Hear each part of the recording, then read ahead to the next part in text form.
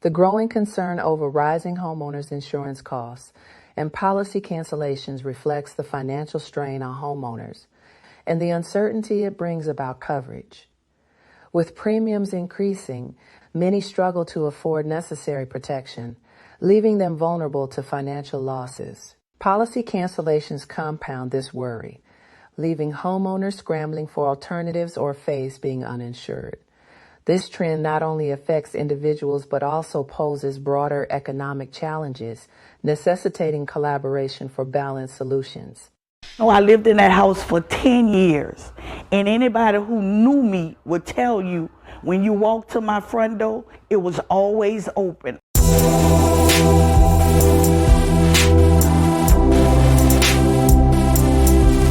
For Rochelle Trotter and her family, this was more than just a home. It was a place where memories were made and family traditions were held.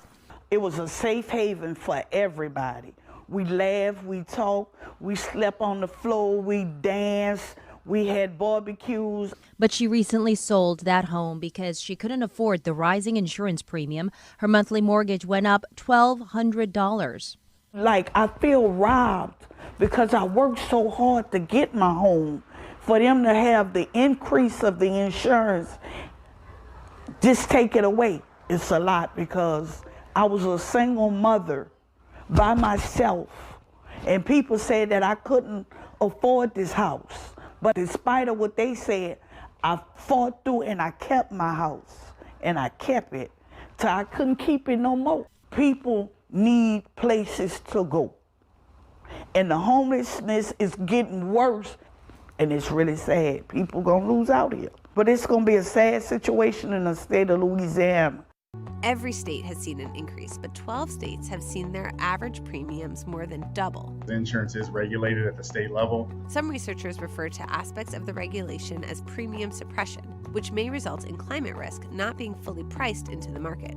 For example, look at Prop 103. Proposition 103 in the state of California was something that was passed all the way back in the 80s. In California, due to the regulatory policies, essentially don't allow climate to be included in the calculation of insurance premiums, but they also set a limit on what the increase can be year over year. So the current limit's about 7%. Anything at 7% or higher has to go in front of the insurance commissioner. It has to be approved in front of the board. That can take a long time. If they can't charge the adequate rate for the insurance, it just simply doesn't make sense to do business there. Which leaves people like Darlene with non-renewal notices and the remainder of their mortgage debt in their hands. How would you explain what's happening to the average Californian? We're seeing the impact of some of the most devastating wildfires in our history, coupled still with this level of inflation, which now really impedes the cost of rebuilding.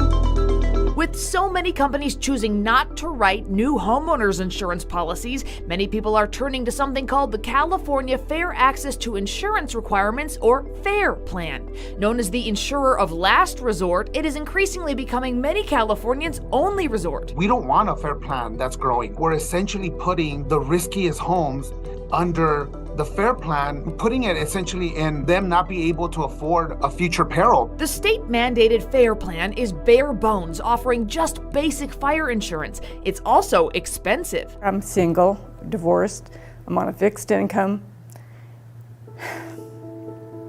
and I don't know what I'll do if I can't afford the house.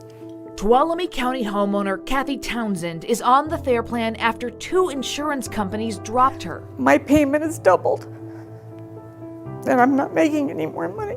I sat down with her and other homeowners to see how the insurance crisis is affecting them. We moved here in 2014, and we've been canceled by our homeowners insurance at least 5 times, possibly 6. The costs keep going up, and I don't know what folks are going to do. It's just terrifying. I think we all feel angry because you don't know what to do and you don't know where to turn.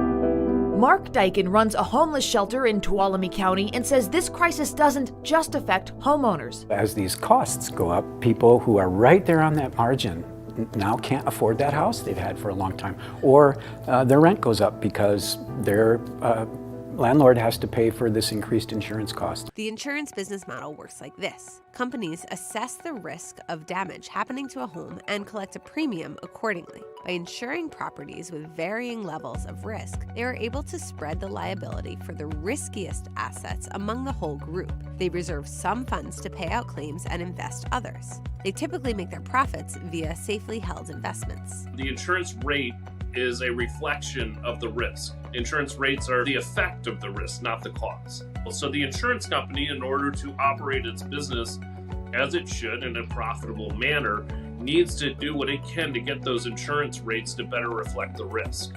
Individual homeowners have a few options if traditional homeowners insurance becomes unavailable. If you receive a non-renewal notice, there are always options to have more insurance. Depending on where you live, you can go into residual markets, excess markets. These markets will have a higher cost to the insurance. The rates are not regulatory approved like the standard market would be. However, it is an option. I've been trying to find another insurance. No one will even step up to the plate. I had one company step up and said they'd do it for $12,000 a year.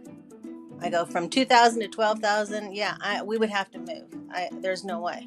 If you're in the market to purchase a new home, here are a few things to consider to prevent the risk of not being able to obtain a mortgage due to difficulties in obtaining insurance.